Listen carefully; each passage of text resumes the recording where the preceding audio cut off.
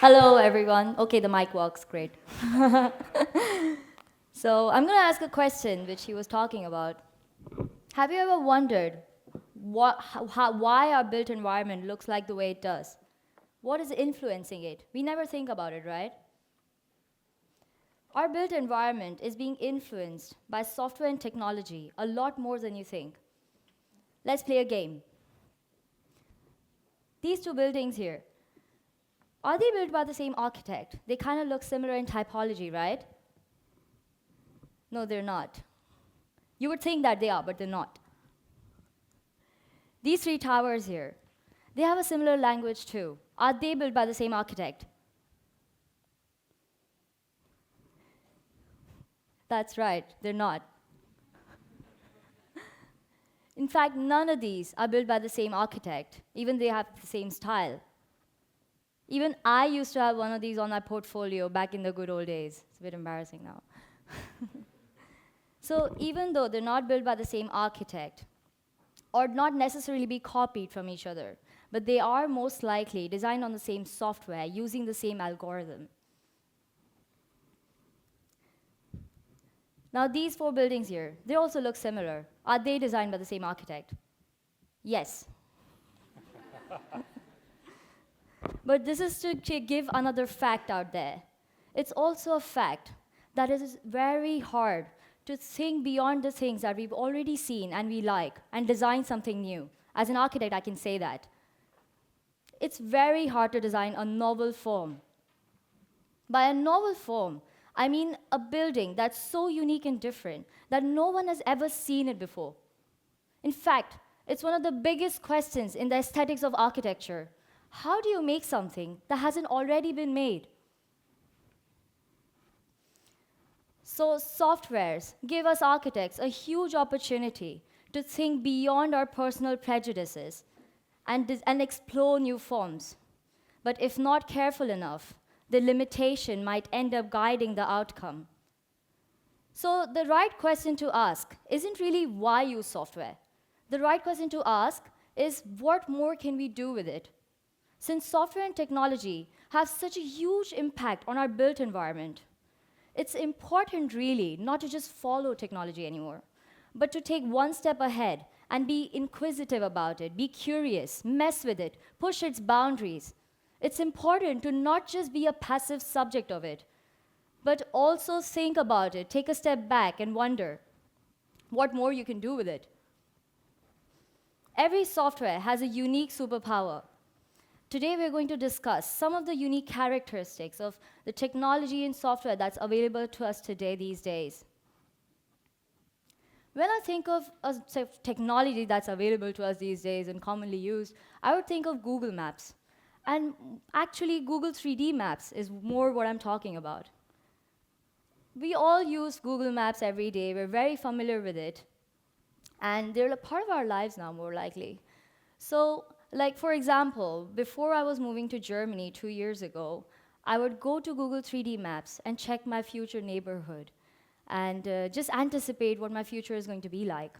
It's just one of the examples, really. So one time, when I was going around on Google Maps, I asked myself a question.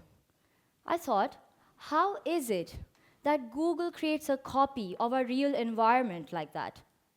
How is it that it just sits there in the software that way? This question intrigued me. And what did I do? I Googled. I realized that Google 3D scans our environment by capturing our surrounding on a camera mounted on an airplane. These images then overlap to create the Google 3D maps that we all see in the software. So I thought to myself, just like Google creates a copy of our real environment, what if I create a copy of Google's environment? It seemed like a good idea. So I capture Google Maps on my screen, just like that. Oops. Yeah. I capture Google Maps on my screen, and it takes some 300 to 500 such images to make a 3D object out of them. I chose the city of Frankfurt for this operation. So what the software does is, when the images overlap, the common points are then converted into a 3D object. This process is called 3D scanning or photogrammetry. Now, a typical resultant object from photogrammetry looks like this. Those of you know Frankfurt, the city, you'd probably recognize it here by the Main Tower at the back and the Commerzbank Tower on the side there, and the Main River at the bottom. Now look closely, because I'm going to perform a magic trick. Abracadabra. Who can tell that's Frankfurt? Without the texture, it just looks like some strange vertical object standing on an irregular horizontal plane. Which means Frankfurt here looked like itself just because of the texture. So if I want to bring a change to this object of Frankfurt, I have to bring a change to its texture. So I have an idea. I thought to myself, what if I take the texture of Frankfurt and mix it with the texture of another object completely outside the context of Frankfurt? So I take the famous artist Yayoi Kusama's painting, Give Me Love. It's a great painting. So I take the two textures and mix them with each other using artificial intelligence. That's the outcome. Yeah, thanks.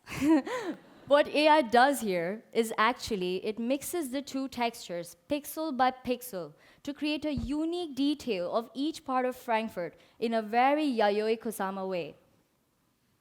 It's like a Kusama and Frankfurt baby. Like, you can see the characteristics of both of them in there.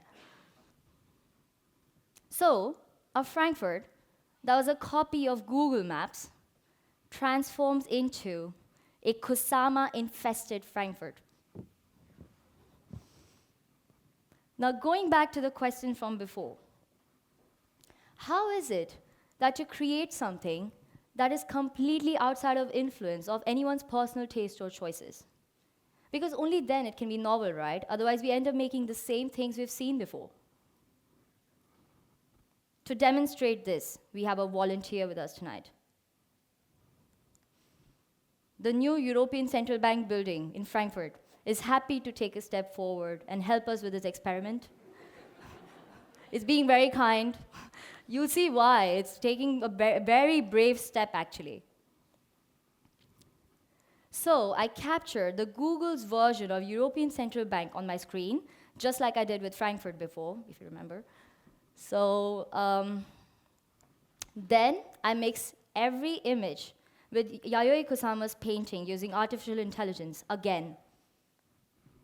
So there are a few hundred of these images. Now, what kind of object am I going to get if the Kusama version of the European Central Bank building images overlap?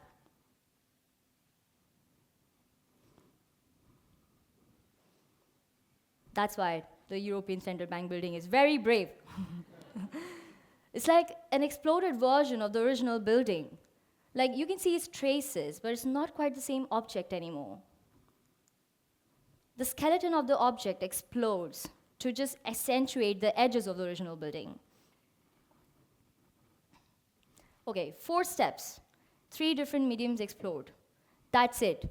That was the project. Or was it? There's one more step. So, then I take my environments and place them on gaming engine to display them through virtual reality. One time, there was this fun event at work, and I invited a few colleagues to try on the virtual reality glasses and experience the environments. And this is what they see.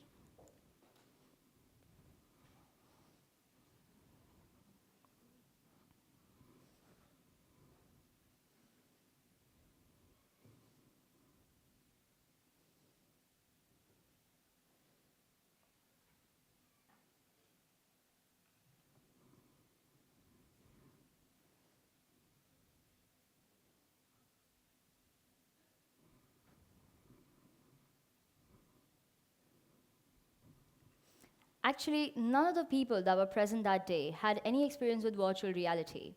And I was very surprised to see their reaction. Most of them said things like, "What else can I do? Can I fly? Can I walk over buildings? What else can I do here?"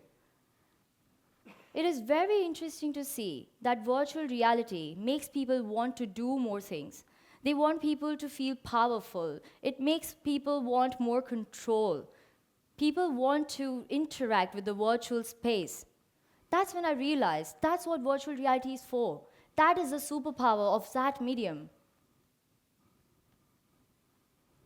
Okay, that truly is. That was the project. I call it Real Frankfurt because of the irony. It was my master thesis project. And actually, architects and cities have actually a lot going with each other. Architects have a special interest in cities. A lot of scholars in the discipline of architecture have studied, mapped, and commented on cityscapes. Real Frankfurt is an effort to map the city through new technology and modify it in terms of scale, material, and detail. The biggest takeaway for me, however, was how meddling with other disciplines can bring something positive to mine. Like, it is a huge exploration for me because rather than the real project itself, this is what I learned that was the most valuable thing for me. There are no separate disciplines anymore. Everything happens at the interface now. There was a time when architecture was a separate discipline and gaming and coding was separate. But it's not that age anymore. The magic is where the middle lies. Was it easy? No. Am I a tech-savvy person? Not at all. In fact, I literally spent 3/4 of my masterclass in anxiety of having to change mediums so often. I started to think at one point that maybe I wasn't good enough. But then I realized it was because I was so out of my comfort zone that I wasn't able to perform like I should have. So how did I overcome this? Well, I knew what I wanted to do. I did have a creative vision that helped me be brave and play and engage with other disciplines and the softwares that I was coming across. But that's really not the only secret. I also joined German language class and got a job at the same time. So turns out, when you don't have that much time left, you kind of skip the part where you overthink about the problem and blow it out of proportion to straight away actually doing it. Dividing my time like that actually helped me gain confidence and get the perspective one needs to succeed at anything, really. So I advise everyone out there to go out and take an interest in other disciplines and all the new tech around.